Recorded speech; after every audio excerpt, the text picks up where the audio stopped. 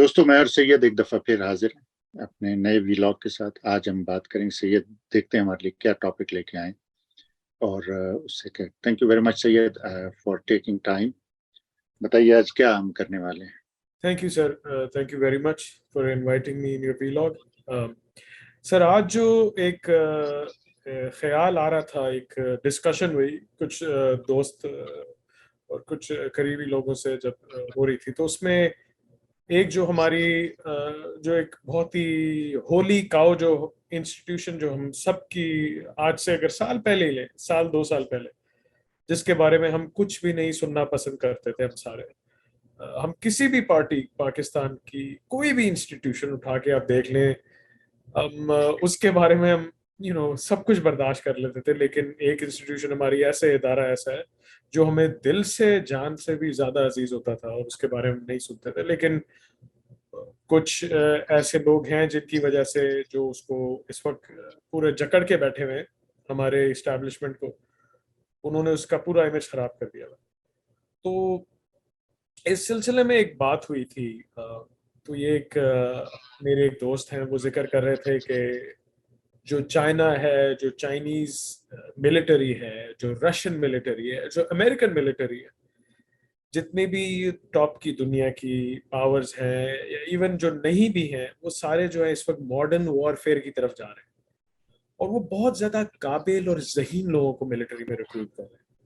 یعنی کہ ٹاپ کے جو آپ کے کہتے ہیں نا اسٹیم میجر جو ہیں, سائنس, ٹیکنالوجی, انجینئرنگ, میتھمیٹکس کے جو میجرز ہیں, جو اچھے برینی لوگ وہ ہائر کر رہے ہیں, اور ان کی باقاعدہ ایک سائبر ملٹری پوری چائنا کی تو مشہور ہے اس لحاظ سے, اور رشیا کی بھی, اور امریکہ بھی ان کو کاؤنٹر کرنے کے لیے لائک اس میں بھی انہوں نے بہت زبردست ایون کہ گورنمنٹ کانٹریکٹنگ میں, جس طرح کہ آپ کو پتہ ہی ہوگا کہ لوکل جو آئی ٹی فرمز ہیں ان کے ساتھ وہ پارٹنرشپ کر کے اس کو بہت روبسٹ قسم کا انہوں نے وہ بنا لیا اپنا نا پورا سیکیور اپنی ڈیفینسز, کیونکہ اب تو جو نیکسٹ جنریشن وارفیئر جو ہے وہ یہی ہوگا کہ آپ سارا سائبر وارفیئر ہی ہوگا. آپ نے کسی بھی کنٹری کی جو مین ہے, جس طرح جو کریٹیکل انفراسٹرکچرز ہیں ان کو اٹیک کر دیا, ہیک کر لیا, آپ کی پاور گریڈس کو پوری اٹیک کر دیا, تو کنٹری ویسے ہی جو ہے وہ ٹیک اوور کر لے گی دوسری کو. تو سارا وارفیئر اس طرف ہے.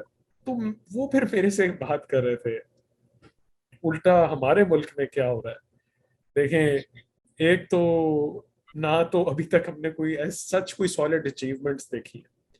ہمیں ہسٹری بھی کافی ڈسٹورٹڈ پڑھائی گئی تھی کہ ہم جتنی بھی 1947 سے وارز جو ہیں وہ بڑے زبردست طریقے سے ہم نے جیتی. اب میں کسی وار کی ڈیٹیل میں نہیں جاؤں گا, آپ کو خود ہی پتا تھوڑا سا اندازہ ہو گیا ہوگا. میں جو ہمیں پڑھایا گیا سارا کہ جی بنگالی بہت برا تھا, سارا کچھ جناب وہ مل گئے تھے, اور وہ مکتی بانی کون تھے وہ ان کے ساتھ, اور وہ سارا, تو ہمیں کافی ڈسٹورٹڈ فیکٹس پڑھائے گئے.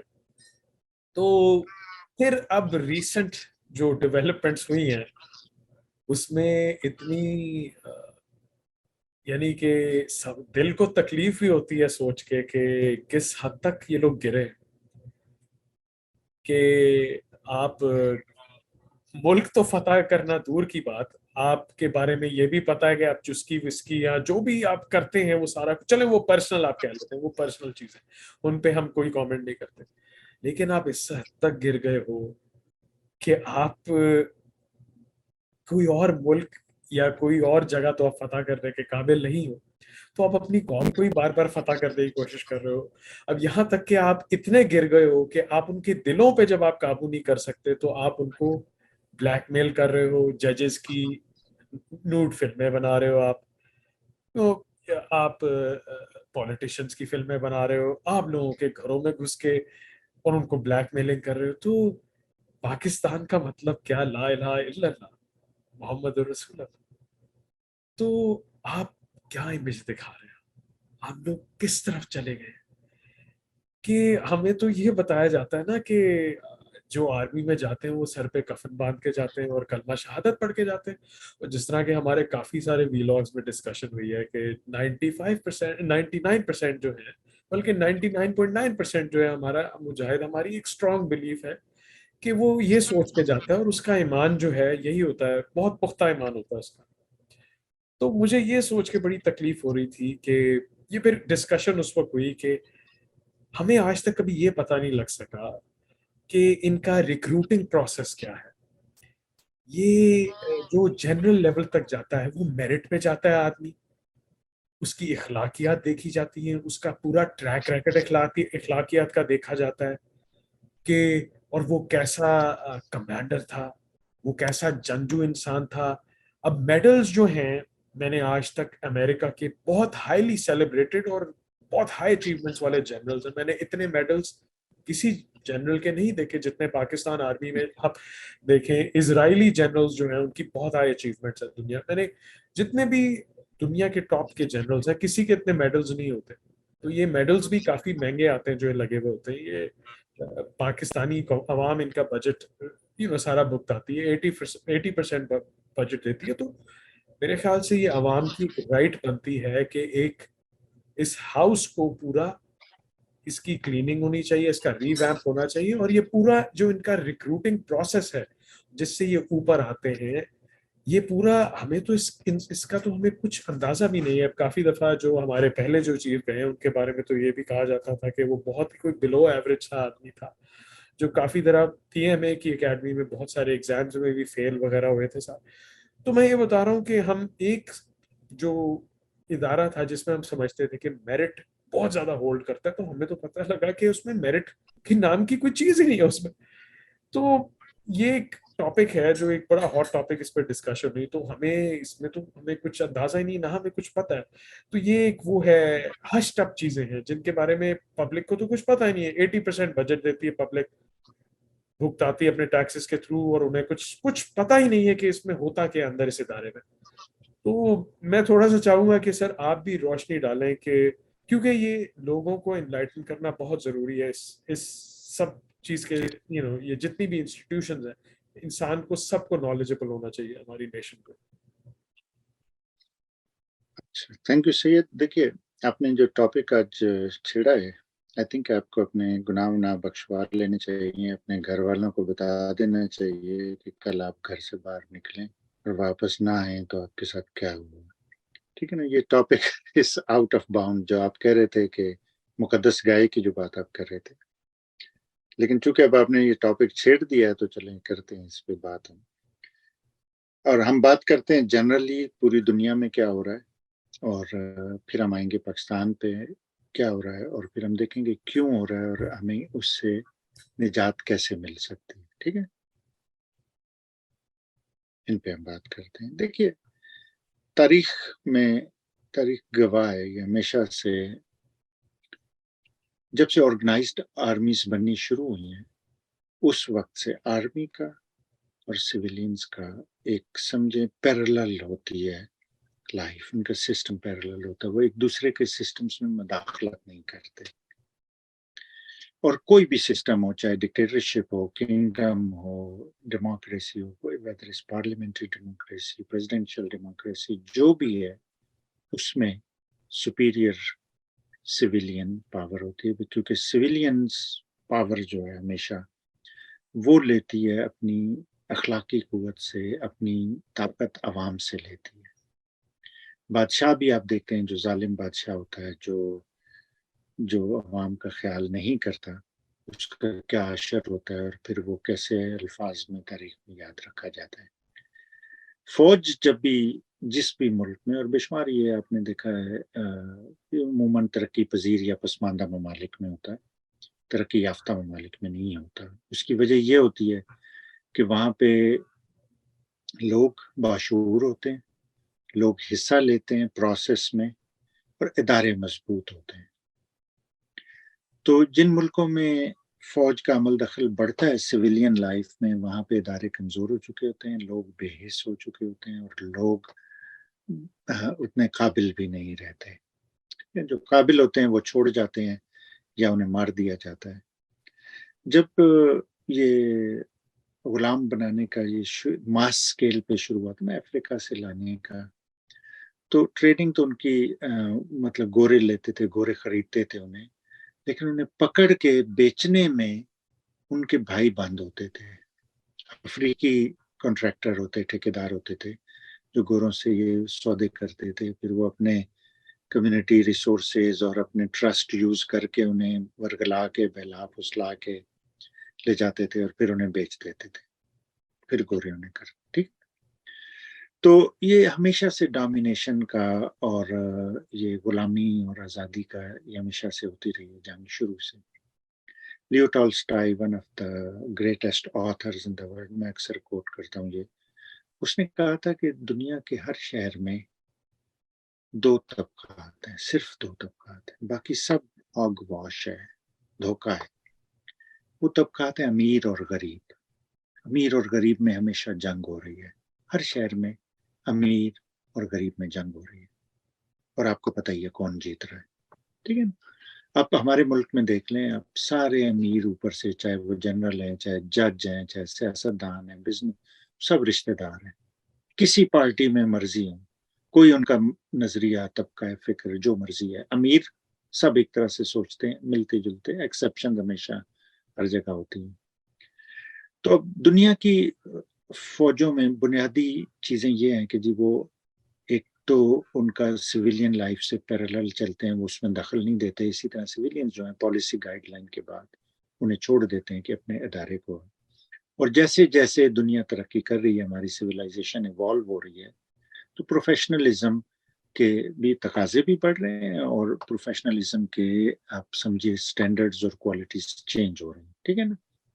اب ہم ایک زمانے میں، جس زمانے میں رہتے ہیں، یہ انفارمیشن ایج ہے. پہلے ہم سٹون ایج میں تھے، ڈارک ایجز میں تھے، پھر ہم آہستہ آہستہ انڈسٹریل ایج کی طرف آئے، پھر اب انفارمیشن ایج میں ہم. تو یہاں پہ انفارمیشن ایک بہت بڑا ویپن ہے. امریکن آرمی جو اس وقت دنیا کی تاریخ کی مائٹیسٹ آرمیوں میں سے ایک ہے، دنیا کے عظیم ترین افواج میں سے ایک ہے، اگر آپ اسے کلوزلی اسٹڈی کریں تو بہت ہی انٹرسٹنگ پروسیس سے گزری ہے یہ اس عظمت کو حاصل کرنے میں. جو ترقی، جو ریسرچ، جو ہم سویلین لائف میں بے شمار چیزیں یوز کرتے ہیں، اس میں امریکن فوج کا بہت زیادہ کردار ہے. ڈپارٹمنٹ آف ڈیفنس اور اس کی بے شمار ایجنسیز ہیں، ان میں ڈیفنس ریسرچ ایجنسی ہے، ڈیفنس انفارمیشن سروسز ایجنسی ہے. آپ کو شاید آپ کو وہ علم ہو، لیکن بہت سے لوگوں کو حیرت ہوگی سن کے کہ انٹرنیٹ امریکن فوج نے بنایا تھا پہلے. اور اس لیے بنایا تھا کہ اگر کنونشنل ہمارے جو عام کمیونیکیشن کے سسٹم ہیں، اگر یہ جنگ میں کسی میں گولہ باری میں تباہ ہو جائیں تو پھر کمیونیکیشن کیسے ہوگی. تو انہوں نے پھر انٹرنیٹ ڈیولپ کیا تھا. پھر جب ٹم برنرس لی نے ویب ایجاد کیا 1995 میں، یہ تو انٹرنیٹ اور ویب مل کے ایک طرح سے انہوں نے اپنے دیکھا انفارمیشن کی دنیا میں انقلاب برپا کر دیا. تو یہ آرمی نے کیا تھا. اس طرح اور بے شمار ایسی چیزیں ہماری زندگی میں جو جن کا تعلق براہ راست فوج سے ہے. فوج کے ریسرچ اینڈ ڈیولپمنٹ ڈپارٹمنٹ بہت اسٹرانگ ہوتے ہیں، وہی فوجیں ترقی کرتی ہیں. اب یہ ہوتا ہے سسٹمیٹک پروفیشنل آرمیز میں. جو سسٹمیٹک پروفیشنل آرمیز نہیں ہوتی، جہاں پہ طاقت کی بنیاد پہ سب چیزیں چلتی ہیں، ادارے بھی چلتے ہیں، اور فیصلے بھی اسی بنیاد پہ ہوتے ہیں، وہاں چیزوں کو ڈفرینٹ طرح سے دیکھا جاتا ہے. وہاں یہ دیکھتے ہیں کہ جی آپ کو سورس آف پاور کنٹرول کرنا ضروری ہے. ٹھیک ہے. طاقت کا مرکز کیا ہوگا، وہ طاقت کے مرکز کو اپنی طرف گریویٹیٹ کرنے کی کوشش کرتے ہیں. یا تو اسے اپنے کنٹرول میں رکھتے ہیں مارشل لاء کی صورت میں، یا پھر اسے اپنے کنٹرول میں رکھتے ہیں ڈمی حکومتیں بنا کے. مجرموں کے ٹولے ڈھونڈے آپ نے، ان کے جرائم پہ آپ نے این آر او دیا، انہیں آپ نے بٹھا دیا، وہ آپ کے لیے کچھ بھی کرنے کو تیار ہوتے ہیں، کیونکہ ان کے سامنے یہی ہوتی ہے آپشن کہ جی یا آپ وزیر بنیں یا آپ جیل جائیں. ٹھیک ہے نا. تو it's a very easy choice for a person جن کا ضمیر مر چکا ہے ان کے لیے. پھر یہ سارے ادارے برباد کر دی جاتے ہیں دوسرے، تاکہ آپ کا ادارہ ان میں سے ٹاورنگ ہو. تو آپ کو یہ سن کر حیرت ہوگی کہ پاکستان میں ہماری انٹیلیجنس ایجنسیاں جو ہیں سویلین، جیسے سی آئی ڈی ہے، سی آئی اے ہے، آئی بی ہے، انٹیلیجنس بیورو ہے، اور کئی انٹیلیجنس ایجنسی ہیں، ان کے پاس سرویلنس کے لیے اور انٹیلیجنس کے لیے ریکوائرڈ ٹیکنالوجیز اور آلات ہی نہیں ہیں. انہیں اجازت ہی نہیں ہے وہ رکھنے کی کہ وہ مجرموں کو پکڑنے کے لیے وہ استعمال کر سکیں. وہ ڈپینڈنٹ ہیں ہماری حساس ایجنسیوں کی، کیونکہ وہ تو باقی تو سب بے حس ہو گئے. پھر उनसे उन्हें इंफॉर्मेशन लेनी होती है, उनसे रिक्वेस्ट करनी होती है. तो दिस इज इंफॉर्मेशन एज में ऐसे कंट्रोल की जाती है आपकी. और इन सब इदारों को जाहिर है जब आपके पास required technology, required equipment, required machinery, required knowledge, skill set नहीं होगा तो फिर आप कमजोर रहेंगे, आप डिपेंडेंट रहेंगे. अब ये लोग भर्ती एक बहुत अर्ली एज से होती है, एक फिनोमिना है. मैं आपको इंशाल्लाह किसी और दिन बताऊंगा. आज हम थोड़ा सा फोकस करके इस बात को लाते हैं जल्दी से अपने कि जी क्या करना क्या है. अच्छा, तो भर्ती बहुत अर्ली एज में हो जाती है. उसके बाद आप उस माहौल में जब जाते हैं तो उसी माहौल से उस वक्त इम्प्रेशनेबल होते हैं. 14-15 साल के बच्चे मैट्रिक जिन्होंने किया होता है, वहां से जब आपकी भर्ती होती है तो. और जो लोअर रैंक्स में लोग जाते हैं वो बेचारे ज्यादातर वो मुआशी हालात से मजबूर होते हैं. कुछ जो है अपने फैमिली प्राइड की वजह से भी जाते हैं कि जो उनकी ट्रेडिशन ये होती है, ठीक है ना. तो अब वहां से फिर वो इस इदारे की सारी रवायात को, उसके कल्चर को, उसे ट्रेडिशंस को अपनाते हैं, उसका हिस्सा बन जाते हैं और फिर उसी को इन्फोर्स करते हैं. अच्छा, अब एक आप चीज ये ज़हन में रखें, हमने कई दफा ये बात की है कि किसी भी इदारे को आप उस सोसाइटी से अलहदा करके नहीं देख सकते. चाहे वो जुडिशरी है, चाहे वो एग्जेक्टिव है, चाहे वो ब्यूरोक्रेसी है, चाहे वो मिलिट्री है. तो फौज में हमारे बच्चे, हमारे भाई, हमारे दोस्त जाते हैं और वो वही इक़दार फैमिलीज के लेके जाते हैं. उन्हें भी लोग ताने देते हैं, उनकी बीवियां भी फरमाइशें करती हैं, वो भी उनसे कहती हैं कि जी आप करें. और टिपिकली उनकी तनख्वाहें वगैरह इतनी नहीं होती. तो आहिस्ता आहिस्ता आहिस्ता आहिस्ता फिर उन्होंने उसे काउंटर करने के लिए तरीके ढूंढे, फिर बिजनेसेस में ढूंढे. फिर जब आप इस ऐसी चीज में जाते हैं आपको प्रॉफिटेबिलिटी और आपको नजर आता है कि यार यहाँ पे हमारे पास तो रिसोर्सेज भी बहुत हैं, हम दूसरों को डोमिनेट कर सकते हैं और कंट्रोल भी कर सकते हैं. तो फिर आप कैरिड अवे हो जाते हैं, आप उसमें बहुत ज्यादा चले जाते हैं, अपना असल काम आप भूल जाते हैं. ठीक है ना. और हमारे आर्मी के तो हमारे तो कोई दुश्मन ही नहीं है. कौन है दुश्मन हमारा? मतलब चाइना हमारा बेहतरीन दोस्त है, अफगानिस्तान अपनी बेचारा छोटा सा मुल्क है, अपनी चीजों में उलझा हुआ है, वहां पे वॉर लॉर्ड्स हैं, वो अपनी जिंदगी मस्त रहते हैं, मलंग लोग हैं वो लोग, उनका कोई वो नहीं है. ईरान हमारा दोस्त है. इंडिया से हमारे इतनी कल्चरल और हमारी टाइज हैं, पर्सनल सोशल टाइज इतनी ज्यादा हैं सदियों से हमारी. इंडिया से हमारी कोई दुश्मनी नहीं. ठीक है ना. पाकिस्तान बन गया जैसे भी बन गया, जिन वजूहत से भी बन गया, लेकिन इंडियंस अपना काम करते हैं, हम अपना काम करते हैं, हमारे दोस्त हैं, भाई हैं, सारे लोग वहां पे आम लोगों को अगर देखें वो हमारी तरह हैं, मोहब्बत से मिलते हैं, मोहब्बत से वो पेश आते हैं, सारा कुछ. ये जो मिलिट्री इंडस्ट्रियल कॉम्प्लेक्स जिसे कहते हैं कि जी असले बनाएं, बेचें, आप कॉन्फ्लिक्ट्स पैदा कराएं दूसरों को खामखा ताकि आपका असला बिक सके, आप लोगों को डरा के रखें, ये उसका शाखसाना है. चाइनीज ने हमें कई दफा कहा है, उन्होंने कहा यार इन्हें ट्रेड रूट्स दें, आप इन्हें तिजारत करने दें, इनसे आप पैसे लें, टैक्सेस लें, इन्हें डिपेंडेंट बनाएं अपना. तो क्यों आपको जरूरत पड़ेगी जंग की, इतनी बड़ी फौज की? किस लिए आपको चाहिए? क्या करती हैं? ठीक है ना. सैलाब में और उनमें आपको इसकी जरूरत इसलिए पड़ती है कि बाकी इदारे आपके कमजोर हैं, आप उन्हें ना बजट देते हैं ना पैसे देते हैं. ये तो काम तो नहीं है फौज का. हाँ, बहुत ट्रेंड हैं, बहुत डिसिप्लिन्ड होते हैं और अमन के हालात में इनका कोई इतना ज्यादा काम वैसे भी नहीं होता कुछ करने के लिए. तो ये टैक्स पेयर के पैसों पे पलते हैं. तो why not use them, why not use their expertise there. लेकिन अगेन अगेन पावर जमहूरियत में जमहूर से आती है. जमहूर अवाम है जो टैक्स देते हैं, जो इन सब को पालते हैं. अब अगर फौज का बिजनेस का सिस्टम इतना फैल जाए कि वो एजुकेशन तक में दाखिल हो जाए, क्योंकि एजुकेशन पाकिस्तान में आपको पता है private education is a huge business. ठीक है. 23 अरब डॉलर की बिजनेस एम्पायर है. कहाँ जाते हैं वो 23 अरब डॉलर? कौन इस्तेमाल करता है जब ये मुल्क 1-1 अरब डॉलर के लिए मिन्नतें तरले कर रहा हो और ये इनके हुक्मरान भिखारी बेगैरत उसका कोई रास्ता न ढूंढ सकते हो और लोग से सब तड़प के मर रहे हो, तो वो 23 अरब डॉलर कहाँ जाते हैं? ये लेजिटिमेट मनी की मैं बात, लेजिटिमेट इन द सेंस के बिजनेस से आती है. जो आप एक्सटॉर्शन से, जो आप कोरिशन से, जो स्मगलिंग से, जो बाकी सब चीजों से کچھ ہم نے پہلے کیا تھا جو ابھی انفارچونیٹ ایکسیڈنٹ ہوا تھا بوٹ والا، اس کے بارے میں. اس سب سے جو پیسے آتے ہیں وہ ان سب میں بٹتے ہیں، جتنے پاور کوریڈورز ہیں سب میں جاتے ہیں. تو جب آپ کے ادارے ان چیزوں کے عادی ہو جائیں تو پھر وہ پروفیشنلزم بھول جاتے ہیں. پھر انہیں یہ نہیں ہوتا کہ انہیں سائبر وارفیئر نہیں لڑنا، انہیں سائبر وارفیئر اتنا سیکھنا ہے کہ وہ اپنے لوگوں کو ڈومینیٹ اور کنٹرول کر سکیں.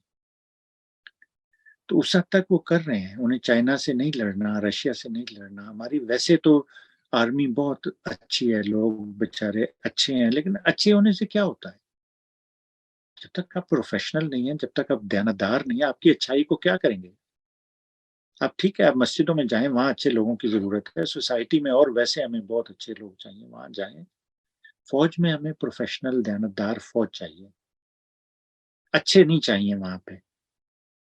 جب آپ کی لیڈرشپ اپنے رستے سے ہٹنے لگے، حضرت ابو بکر نے کیا فرمایا تھا کہ اگر میں صحیح رستے پہ چلوں تو میرا ساتھ دو، اگر میں صحیح رستے سے ہٹوں تو مجھے ٹوک دو، مجھے روکو.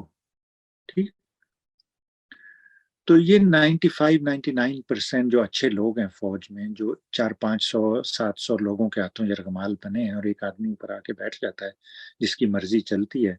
اور جب سے ہمارے یہ کروکڈ مجرم لوگوں نے حکومت کرنا شروع کی ہے تو انہوں نے اس میں یہ دیکھی اپنی راہ نجات اور اپنا فائدہ دیکھا ہے کہ یار نالائق اور نیچے سے جونیئر آدمی کو اوپر لاؤ، وہ تمہارے تابع فرمانی کرے گا، تمہارے پیچھے دو میں لاتا پھرے گا. یہ لوگ تاریخ سے سبق نہیں سیکھتے، تاریخ سے انہیں سبق نہیں. یہ ایوب خان نے بھٹو کو کیا تھا، بھٹو نے ایوب خان کو برباد کیا. بھٹو نے ضیاء الحق کو نیچے سے اٹھایا تھا، نالائق آدمی کو، منافق آدمی کو، اس نے بھٹو کو برباد کیا. نواز شریف نے سب سے زیادہ آرمی چیف لگایا اور یہ کبھی اس نے میرٹ پہ بندہ نہیں لگایا، اور ان سب نے اسے، مشرف نے اسے برباد کیا، پھر یہ باجوہ نے اسے برباد کیا. یہ سارے اور چونکہ پوری سوسائٹی کی quality of people in every thing has been deteriorating, یہ گر رہی ہے کوالٹی ہر چیز میں. انجینئرنگ میں دیکھ لیں، مذہب میں دیکھ لیں، ٹیچنگ میں، بزنس میں کوالٹی لو ہوتی جا رہی ہے. بے شمار وجوہات ہیں. ایجوکیشن سسٹم ہے آپ کا، جنرلی آپ کا سسٹم ہے، لوگ چلے جاتے ہیں، برین ڈرین ہو جاتا ہے. جو بریلینٹ لوگ ہیں انہیں لوگ عزت کر. یار انڈیا میں نے دیکھا ہے اگر آپ میں ذرا سا بھی ٹیلنٹ ہوتا ہے نا، وہ آپ کے پاؤں چھوتے ہیں، جھک جاتے ہیں آپ کے سامنے. پھر کون رہے گا یہاں پہ جہاں پہ آپ کو چھتر کھانے ہیں، جہاں پہ بستی کرانی، ٹکے ٹکے کے حوالدار آ کے آپ کو اٹھا کے لے جائیں، آپ کا کچھ بھی ماں بہن ایک کر دیں آپ کی، کیوں رہیں گے آپ یہاں؟ تو پھر کوالٹی گرتی جائے گی نا.